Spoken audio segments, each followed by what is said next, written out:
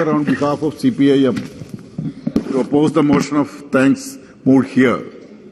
Sir, it is because the BJP government has downgraded the Honorable President's address as an opportunity to kickstart its election campaign from the Central Hall for the upcoming election to Lok Sabha and other state assemblies in complete disregard of the sentiments of the common people of the country.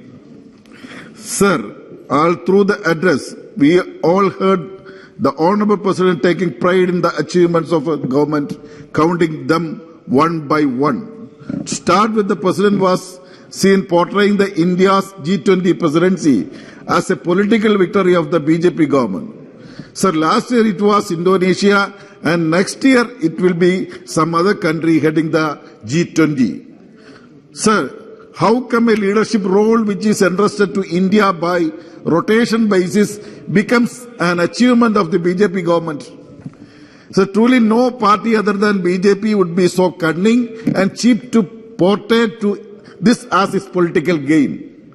Sir, by depicting the lotus party symbol of BJP and mixing the colors of the party flag in the logo of India's presidency, this government has made mockery of India in front of the world.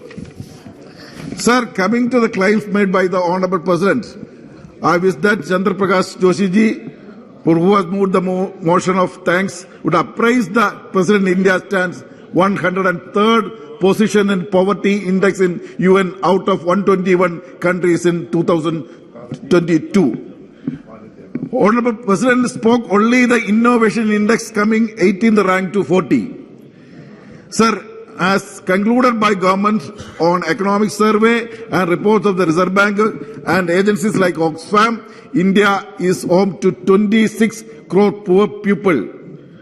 Those 26 crore poor people would have expected that their president would at least acknowledge their problems and will take it for urgent measures.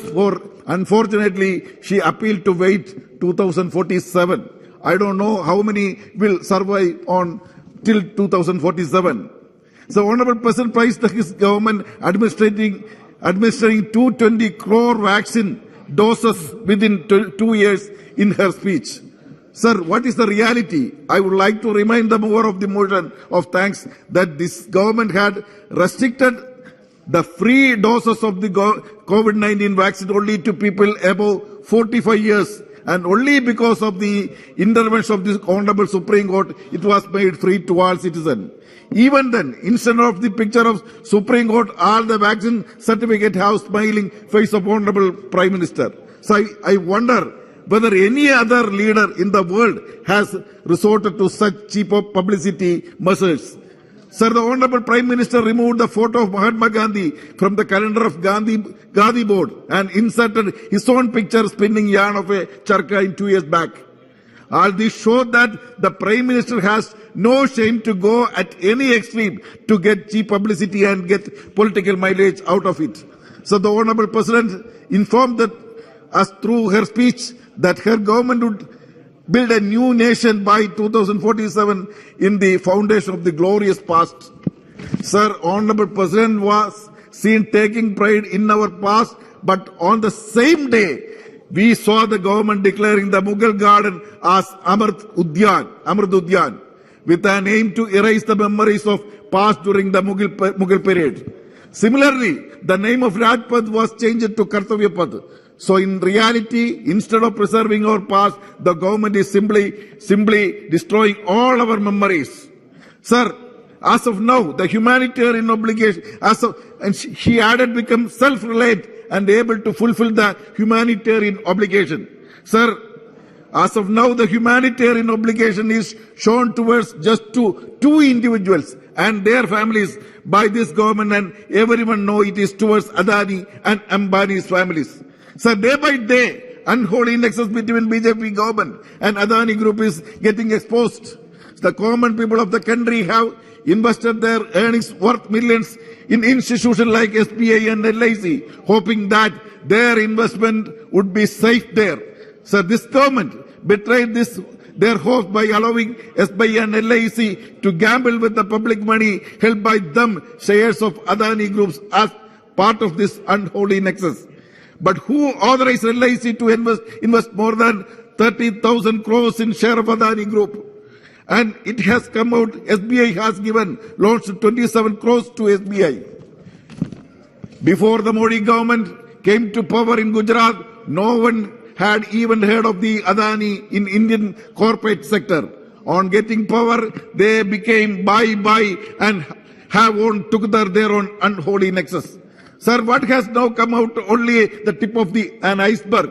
I challenge this government to order for JPC probe supervised by the Honorable Supreme Court so that we all would be able to know the extent of this public loot. If you want, you can include the terms of reference in the Adani and relation with the opposition parties also.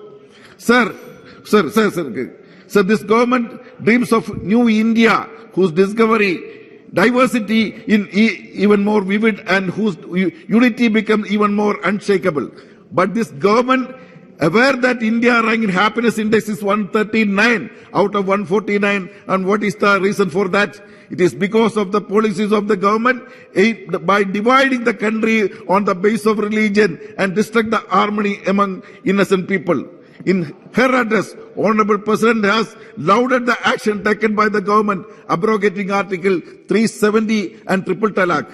That part might have been included purposefully in her speech to appease the RSS and hit its agenda.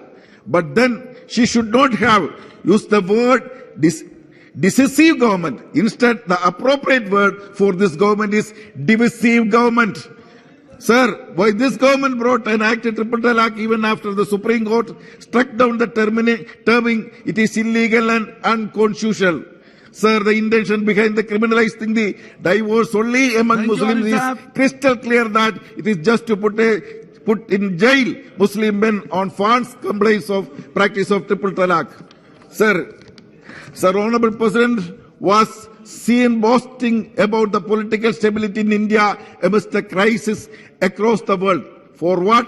We are indebted to our visionary ancestors and constitutional framers who envisaged India as a secular state instead of a religious state.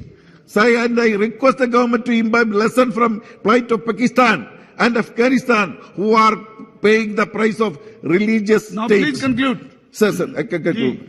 I wish to remind the government that it has the responsibility to preserve the public institutions nurtured by our ancestors without writing off the assets to Adani and Ambani's and keep intact India as a secular state.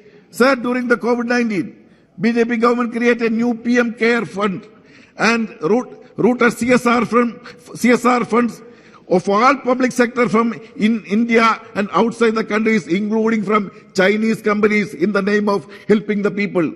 And no one knows how much amount has come on donation and it has been spent out and it for the people. And the Prime Minister office is arguing that it is not a public money and hence no need to auditing by the CNAG. Sir, all this shows lack of transparency in functioning of the government, which is promoting favoritism, nepotism on the other hand, claiming on other hand against the corruption. Sir, when this government has whitewashed itself as the charges hiding the truth become from the common public, international organization exposed to the reality. Sir, and when BBC exposed the truth behind the Gujarat riots, Hindenburg exposed Adani's fraud, the French media exposed the Rafale deals, they are portrayed as anti-Indian and anti-national. You cannot escape always by using the word card of anti-national and anti-national.